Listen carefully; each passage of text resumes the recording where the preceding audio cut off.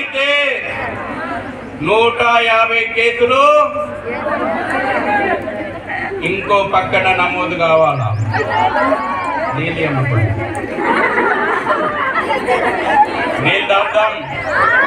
దాద్దామా?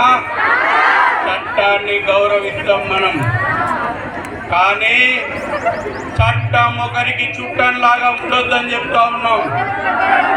చెప్తామా లేదా?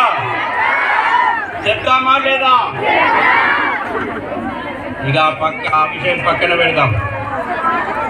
ఆ మహనీయుడు ఇట్లనే ఒక వేదిక ఛత్రపతి శివాజీ గురించి ఒక కార్యక్రమం జరుగుతూ ఉంది. వేదిక మీద ఉన్నటువంటి స్వామీజీ లాగా ఒక సన్యాసి మాట్లాడుతూ ఉన్నాడు. ఛత్రపతి శివాజీ గురించి చెప్తా ఉన్నాడు. ఏం చెప్తా ఉన్నాడంటే,